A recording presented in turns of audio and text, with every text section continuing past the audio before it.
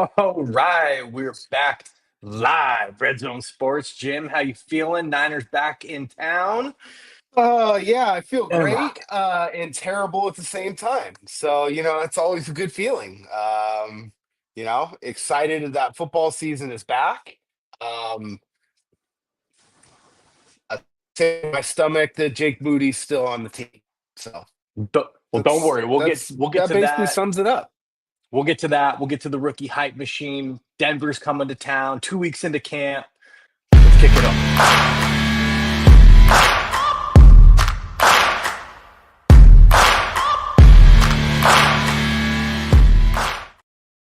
All right. Now we're ready. Now we are ready. All right. Man, I Feels good. the only thing I'll say is, man, they got to shorten training camp a little bit. Like, I totally understand you got to get your body in shape. We remember the college days playing, like, you got to get the shoulders worked on, you got to get the neck, in shape a little bit. But dude, we're 2 weeks in, these guys come into shape or come into camp tip top shape. Like day two, they're rocking and rolling. Dude, we still have a month before the first game. Like, what are we doing here? You know? I I I I agree with you, but the only problem now is the practices are so short and you can't do 2 days anymore, right? Yeah. Because the NFL has gone Charmin soft, as per the latest announcement today, where apparently they're banning smelling salts, I which read is up like on that. I had to dig in on that and so, but why. like, So, but like, right now they probably do need to have training camp this long because yeah, you know you got not so old coming to, OTAs, right? Not everybody doing everything. These guys do work out a lot on their own, right? Like together, they get together, right? Kittle and Kelsey, fired up TEU a few years ago. Like everybody gets together and works out, but like, the days of 2 a days and 2.5, 3 hour practices are just gone, right? So, yeah. I think the one thing that, there's like, at least I've pushed for so much, like vocally, like, yeah, of course, Roger Goodell's going to hear what I have to say, but like, why is it such a problem to expand rosters another 10 or 12 players? Like that just seems like such an easy solution to say, okay, we're going to carry 65, 55 can suit up on game day versus what is it, 45 right now or 42 or Yeah, see, something like that? so Like, it's 53, and then you have the seven inactives. that's right. Just So expand it 20 guys or so you can get through a freaking camp and get through some of these games, you know? yeah, Like, it's just insane. But I mean, I get it. The rosters are expanded now, but they're going to cut down and we're going to talk about it as one of our topics. But I mean, might as they well just jump right in. yeah, at least they have limited the amount of cut downs that they do. So like you can Yeah. keep more guys longer. So I think that makes sense a little bit, but yeah, I mean it just, that first little Hall of Fame game really just wets the beak really, It really does. well. And then you just are like, man, we got to go another full weekend without football, but that's over now. Tomorrow Yeah. night, Friday, Saturday, we've got football all week now. It's So I guess like we kind of touched on it just leading into it a little bit. Like I think the first thing for the Niners, 2 weeks in, I mean, it's something that they've dealt with on and off, really since Shanahan really got here. But I mean, I'm starting to get pretty concerned about the injuries again. You look at the list of guys that are just not like participating in practice, for multiple day stretches here. I mean, yeah, and it's pretty glaring. Like they've got an issue, and I don't really know what to do about it. they definitely Oh, have. I don't know what the is to that issue, right? Like I just don't get it, right?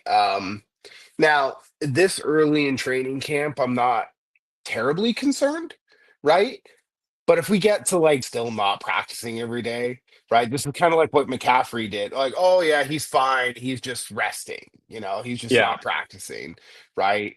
Um, at a point, it's going to become a real problem. And it's just one of those things where, I think that we're scarred, obviously, from recent years. But again, they just like didn't really do anything to improve the wide receiver depth. I mean, they signed Demarcus Robinson. Um, they Yeah. didn't really, they drafted guys who they, one guy that they already cut. You know, re-signed Robbie Chosen. I mean, it's like It I don't really it's know what their end game and what their ball seems to be on the offensive side of the ball always. it's a good point because like that's the one thing with the injuries that do concern me that it like not necessarily that are these guys going to be ready for week one. Like I'm not worried about that, but I think it shows the like severe lack of depth across the board for this team. Like they're one Yeah. offensive lineman from going down to being in like a critical condition. You know, they're George Kittle, like they're so top heavy with these like they're 8 or 10 stars. And I get it, there's a lot of teams like that. And I get it, right? Like any team starting quarterback goes down. Lamar, Josh Allen, like they're in trouble. I totally understand the quarterback position, but man, like the running back room, Garendo hurt again, McCaffrey coming off an injury. Like, dude, it's the same story every year. In the receiver room, banged up. Like, Yeah. we're right now, like 3, 4 guys down. I mean, again, I'm not worried necessarily. Like, are these guys gonna be ready to rock and roll and strap it up week one? But they're 1 or 2 injuries away from being in like a real problem situation. Yeah. I mean, I don't know. I'm not going to freak out about it too much right now, but yeah, it's a problem. I mean, especially with the offensive line, where I get it. They prioritized defense for this draft. It was probably a condition of Sala coming back that, like, hey, your defensive line fucking sucks, and like if you want me to come back, like you got to allow me to take some high picks, right? Yeah, And the problem is that they've put themselves in this position because the last, I don't know, 3 to 5 years, the hit rate on their picks, rounds 1 through 3, have been very, very low, right? They have not been yeah, good. And I don't know why John and Shanny don't get more heat for that. I guess they just get a pass for some reason.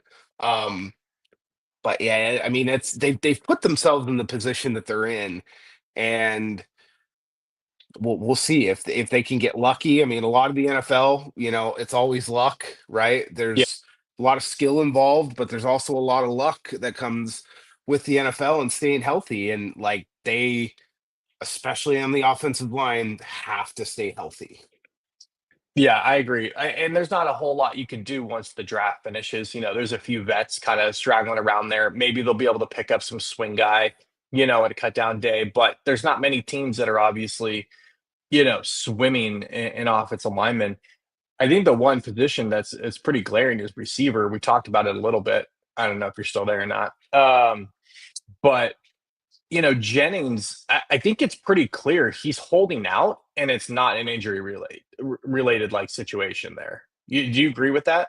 Are you even on? Did we lose Jim? No, I'm here. Okay, I think Um, Jennings is for sure holding out. Like it's not his calf. Maybe I hope so. maybe I hope maybe it's a so. little calf, but like I think he's holding out. But even so, like that kind of leads me into like the next question, which is I was going back and forth with some fans. Like I just don't understand why they didn't make a play for Keenan Allen. Maybe he just totally had his sights set on LA and going back to the Chargers, but money talks. Like 1 year, $8 million deal. They could have offered him a 1 year, $12 million deal with incentives. Yeah, it's not like they don't have the money, right? They still have a legitimate amount of cap space. Maybe they've got Totally. their eyes set on some other guy, like younger guys. Maybe. I mean, I'm not the biggest Keenan Allen. It would have been nice to have him, but like again, he's going somewhere where he wants to play, Yeah, right? And I like get that. with Jennings and Kittle and Pierce Saul and then McCaffrey. I mean, there's not a lot of touches for him to go around, right? So, I And mean, they're he not obviously pass he first obviously offense to begin with. prioritized. yeah, they obviously prioritize, or he obviously prioritized where he could play Yeah, most over, joining a team, and look, maybe he sees the same things that we do. Like, this you're is right. this is a solid team. They're in a little bit of a rebuild here, but like I don't know. I'm just gonna go with, the situation and the team that I know that I'm comfortable with, right? Probably still has a house in LA. Doesn't have to really, do a whole lot of moving around, so to speak, right? A lot of these guys live in LA in the off season. I know that he still does. So, I think that's probably was more the deciding factor. I wouldn't, you know, wouldn't hate them to add somebody else, some other veteran. Um, I guess that's kind of all my point has been is like I really hope it's not a situation where they're like, we're good internally, right? We got Jennings, we'll get the contract resolved, he'll be fine. We've got Block Ricky, like he's good to go, like he's looking great from all the reports that I hear. Jordan Watkins sounds great, but he is still a rookie. We know the first time he drops ball or runs the wrong route, Kyle's gonna freak out over that. Cowling's banged up. Like, so yeah, again, like the receiver room just gets very lean very fast. And it's like, dude, you just come off of a losing season. You just signed your quarterback to 55 million a year. Like, get him some guys that can at least get open, right? Like just some easy completions, I I mean, mean, you and I, I I play a lot of fantasy. Like, I don't quite think Gabe Davis is the guy who's going to save this offense. Like, he's going to spike for you a few weeks, and that's pretty much it. Like, yeah, I I just think, I saw Keenan Allen as a guy who could like separate and get open for a lot of easy like 7 yard completions, which this I'm actually, team needs. yeah, I'm actually kind of interested in the Equinemius St. Brown signing. Obviously the Sun God's brother. Yeah, They signed him. Younger guy, tall, can do some of that separation stuff, but just really hasn't shown it so much. He yeah, flashed a little bit for the Bears, right? But I don't know. I think that one is more interesting. He's a younger guy, and I think that that's probably what they're prioritizing a little bit. Um, yeah. so I I don't could know. see them definitely signing a receiver that gets cut. Someone's going to get cut, and they're going to put in a waiver claim on someone, right? Yeah, Like a I mean, better player where a team is just stacked at that position, a yeah, Cincinnati or something like that. I'm okay this early in camp. Um, Like not like Gabe Davis isn't going anywhere, right? So Yeah, like, last week of the preseason, if some of these guys, St. Brown's not cutting it, whatever, like you could easily just bring Gabe Davis in on that same like 1 year, $6 million, something like that.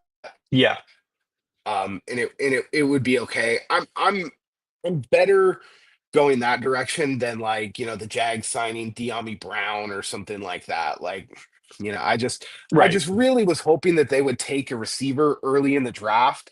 Um, and I was really just hoping that they would take a chance on Nick Nash from San Jose State, who led all of college football, won the Triple Crown last year, In right? your On a guy backyard, that's a possession receiver that is, like, did you even do your homework on him? Like, right? I don't know, right? And he signs with the Falcons as a UDFA.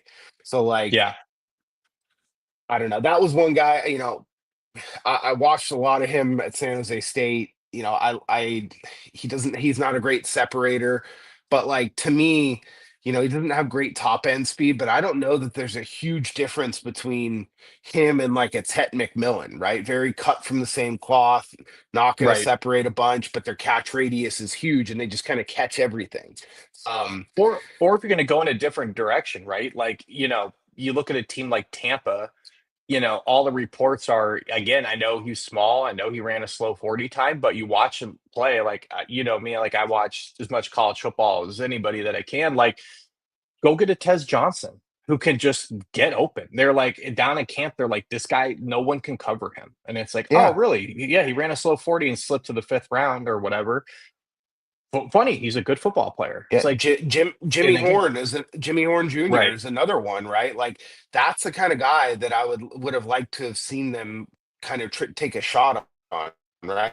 But they take the random kid from Montana, I think, right. and it's just like strictly a punt returner. I don't He's not even doing receiver drills. So yeah, know. I And don't we know, already man. have 3 punt returners on the team. So like Right.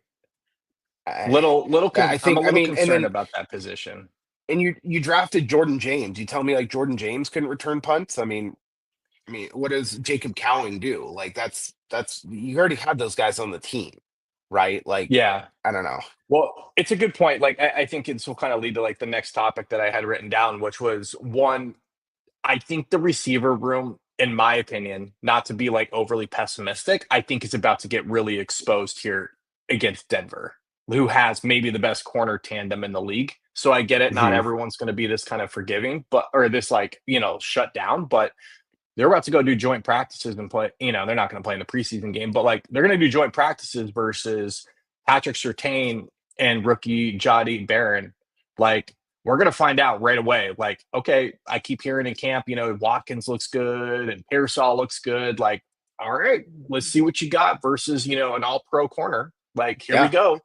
Because I think the one thing that bugs me about some of the coverage of the Niners is like, the rookie like hype machine a little bit. Like everyone looks just, oh my God, this guy's amazing. And it's like, Yeah. dude, you remember this back when we played, which was like for a horrific college football team.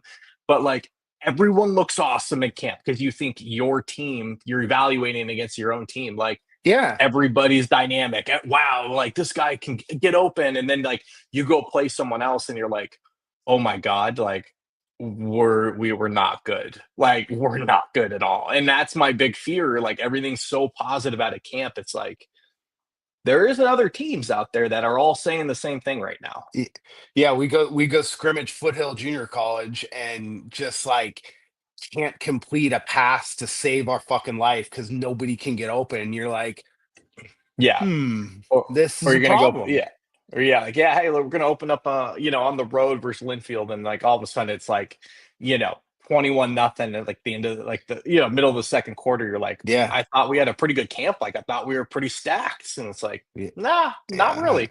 Yeah. So I think the rookie hype machine is a little bit like out of control, and I get it. Everybody's hype, everybody's excited, everybody's pumped up, but it's like, wow, look at this like nose tackle, CJ West, which I actually really like CJ West, but like, Yeah. he's dominating the one-on-ones, and like you played offensive line, like one-on-ones are so geared towards the defense, it's not even funny. Like it's so overblown. You know what I Yeah. mean? Like, hey, we're gonna put you on an island from a guard position against this guy. It's like that's not gonna happen very often. Or You're like, great. Like, don't show me one-on-one film, against or our own guys, right? Like, it'll be interesting. Like, I am interested. Like, I'm happy that there's some of their joint practices are against teams that, have some good defensive lines and some good Mhm, defenses.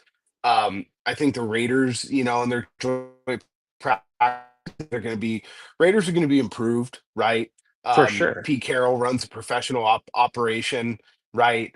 He's a no bullshit kind of guy. They've got Max Crosby.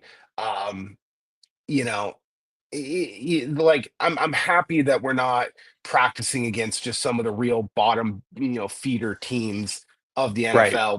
We're practicing against some good coaches, and I'll be interested to see the reporting that comes out, of these joint practices more than anything, right? So, Who are some of yeah, the guys? Because that was one of the topics I had too. Like, who are some of the guys that you're looking forward to, like hearing reports on? Like, they could be rookies, they could be vets. Like, obviously, we don't need to see what like Trent Williams can do in a joint practice. We don't need to see what no. George Kittle can do. But like, who are some of the guys like you're just kind of curious to see? All right, like, how did this guy do?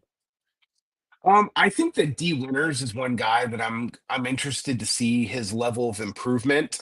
I think Robert Sala could, really make an impact on a guy like that, who is a very good linebackers coach, right? I think that is one guy, him and Nick Martin, how does Nick Martin, the rookie, really stack up against, some of these other guys, right?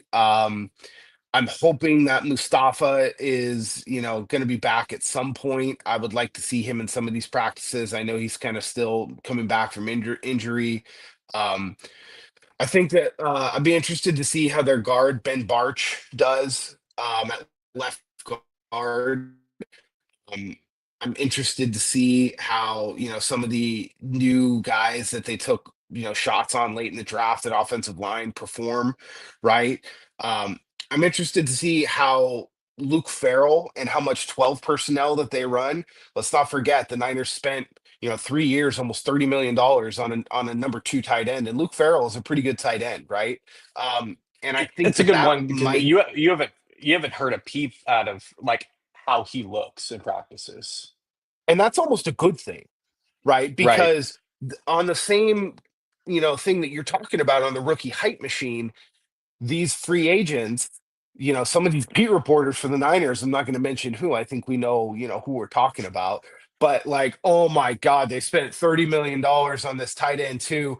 And this guy looks like fucking shit. He can't catch anything. He's not doing anything. Right. And I'm not saying we're going to go out there and replace George Kittle or anything like that. But if you have a legitimate second tight end, it is going to allow you to run 12 personnel a hell of a lot more, which is something that we know that Shanahan does like to do, right? So that's one guy kind of off the radar a little bit that I don't think a lot of people are talking about. That I'm interested. I'm also interested to see how Jordan James performs Hmm. in a full practice situation. We're gonna get to see a lot of them. Guarendo's hurt. His Right. fucking shoulders hurt. He's probably not going to play very much during these practices, if at all. So, right now it's McCaffrey, Jordan James, and Patrick Taylor. Those are the running backs on the team right now. So they Yeah, obviously I'm with think a you. lot of Jordan James. I think he can be a factor. Um, I would really like to see Shanahan run some formations with James and McCaffrey on the field at the same time because James is a legitimate receiver, right? You can Right. motion him into the slot. I think he could be a really nice matchup against some linebackers. Um, I'm interested to see how his route running is in Shanahan's system. Obviously, I think on Friday, or I'm sorry, they play Saturday afternoon. Um, I'm really interested to see how he performs in a game setting. So those are a few of the guys that I'm really looking forward to. I hope that Bryce Huff is going to play a little bit in the game. He's a guy that they kind of took a shot on. Um, you know, and I think if you can get, 5 to 6 sacks this year out of Bryce Huff, that's going to be a win for the team.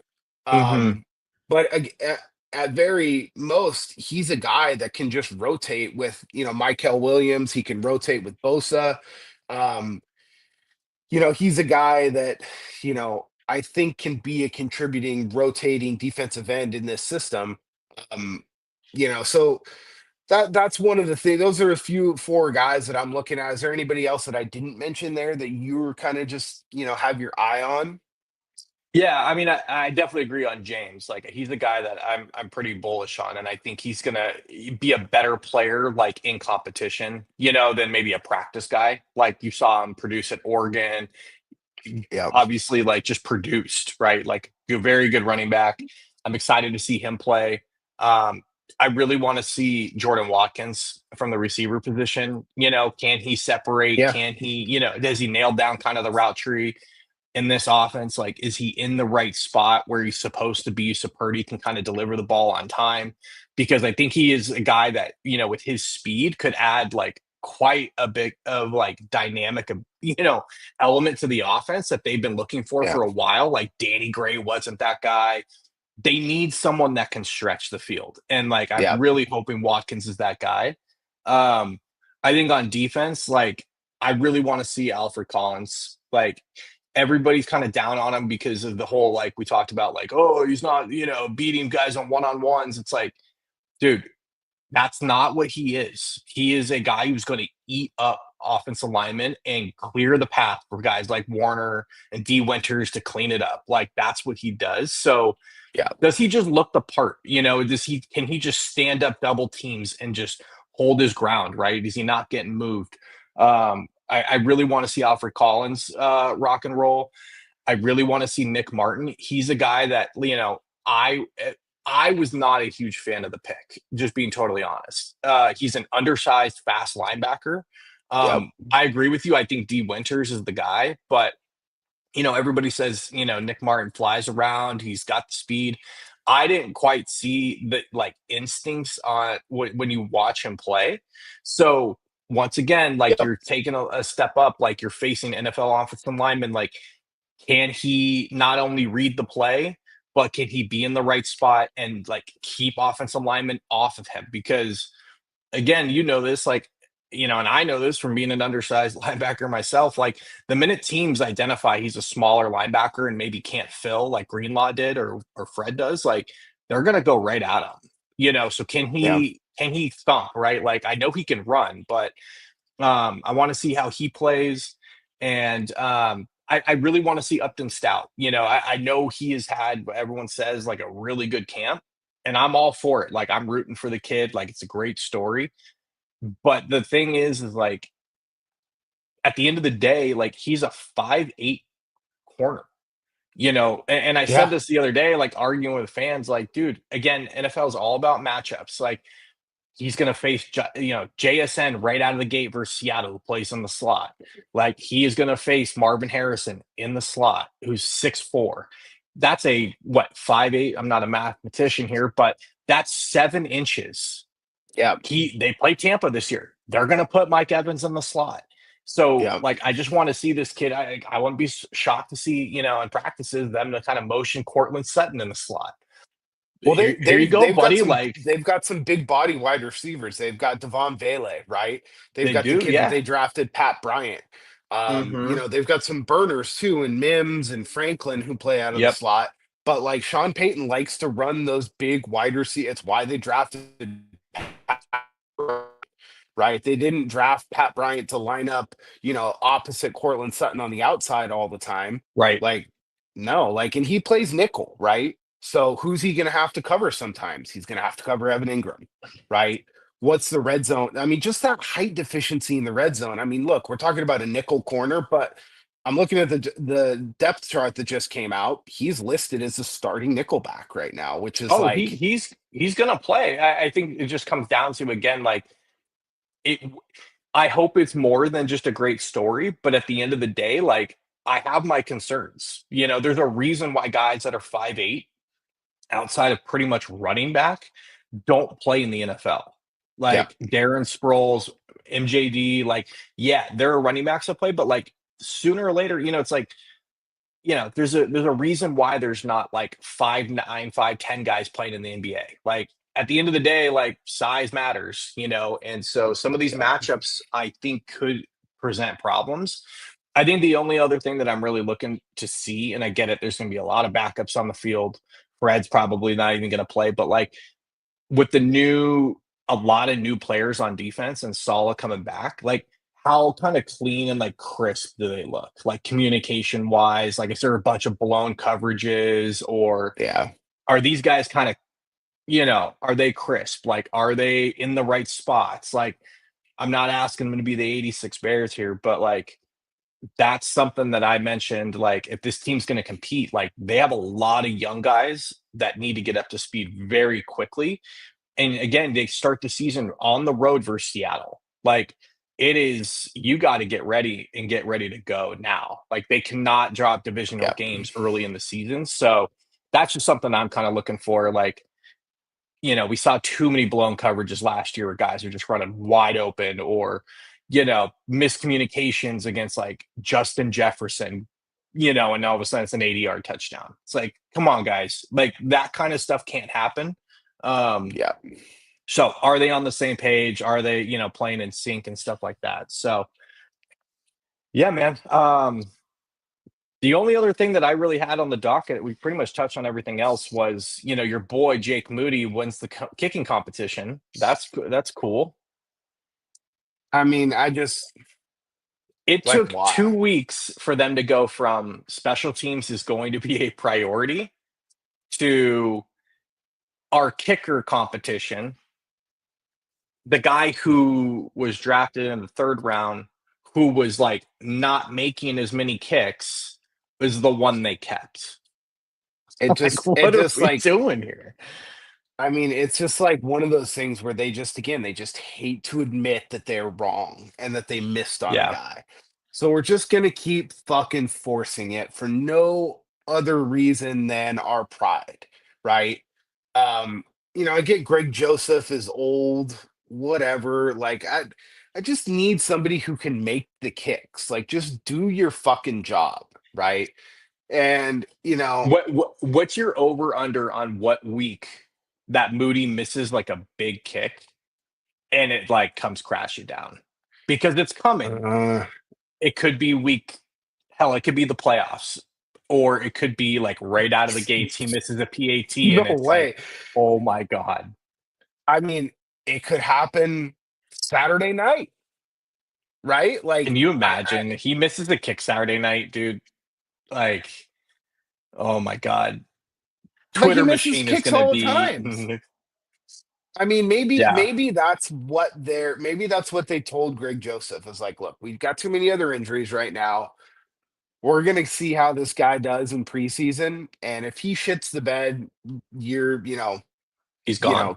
keep your place, wherever you were staying in Santa Clara, right? Yeah, keep your Like, cell phone on for a few weeks. yeah, like I don't know. I just don't see how you can allow such a basic part of the game to really just dictate, your terrible, like everything else is going great. And then all of a sudden it's just like, dude, I mean, they got to play week 1 in Seattle, right? It's not going to be bad weather or anything like that, but that's a division game. I mean, he could easily miss a kick there, right?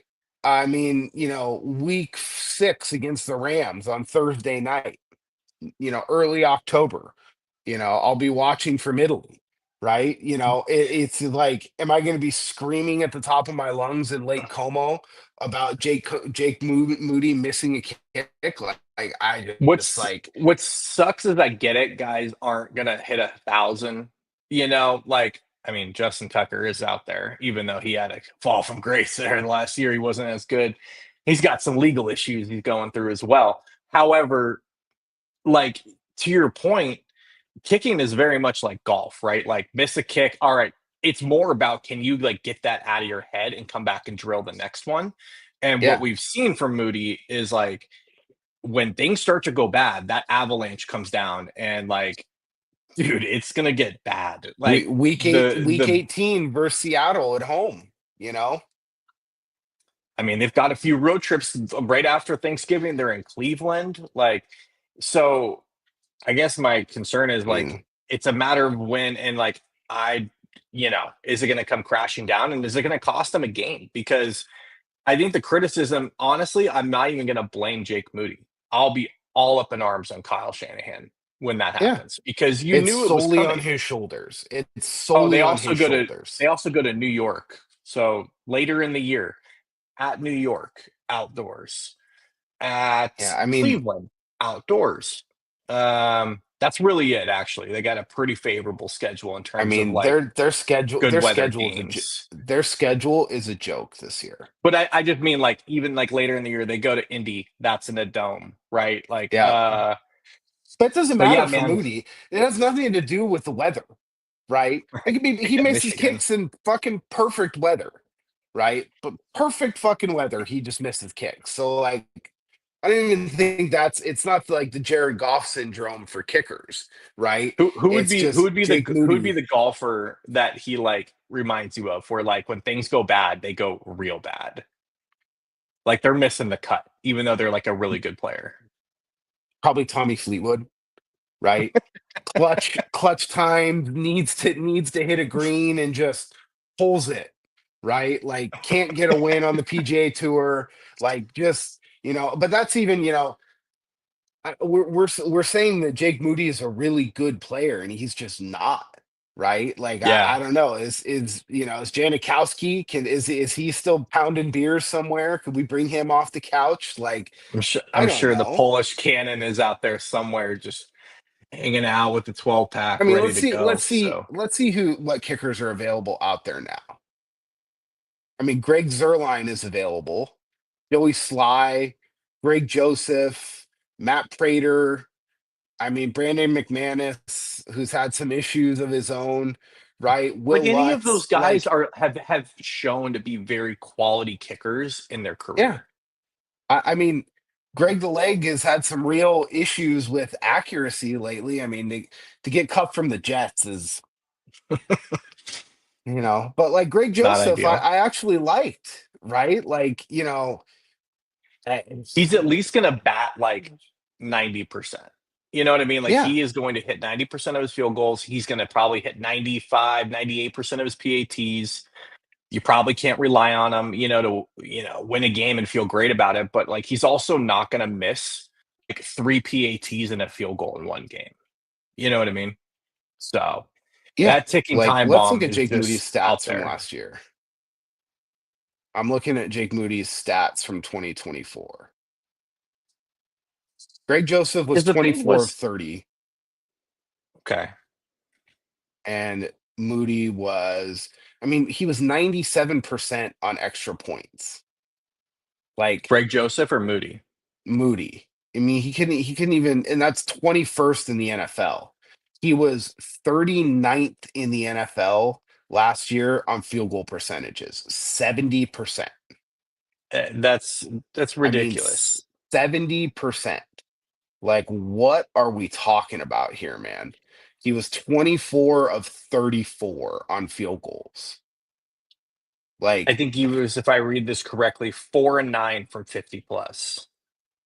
yes, 4 and 9 from 50 plus. Here's the worst one: 6 and 11 from 40 to 49. That is that Yeah, is the you worst one. 50 plus, look, it's the NFL. The 40 to 49 yard field goals are the ones where like that you being got to have it. basically just over 50% is the worst. Right? 100% under 39 yards. Okay, thank God. Right? But like 6 of 11 from when a drive stalls and it's just too deep, right? I mean, honestly, I hope that it's going to be make Shanahan a little bit more aggressive, maybe to go for it on more fourth downs than not. Because look, we're playing a lot of shitty teams this year. They have an A++ schedule as far as in their favor. So I'm Right. hoping that we're not having to acquiesce to a lot of 40+ yard field goals. But if we are, God help us. And on that note, I think that covers pretty much where we are. So I'm excited, man. I'm excited for them to finally play another team a little bit here. Yeah. More excited, obviously, practice, preseason games, obviously, I'll watch. Um, I want to see how the rookies compete, like we talked about and stuff like that. So we'll be back next week to talk through, what we see, what happens, and break it all down. So long season. I'm excited though. It's finally back. All right.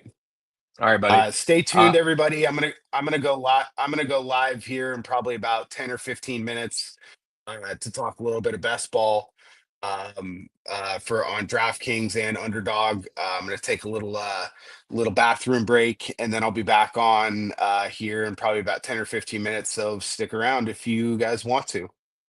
Love it. Later, guys. Later.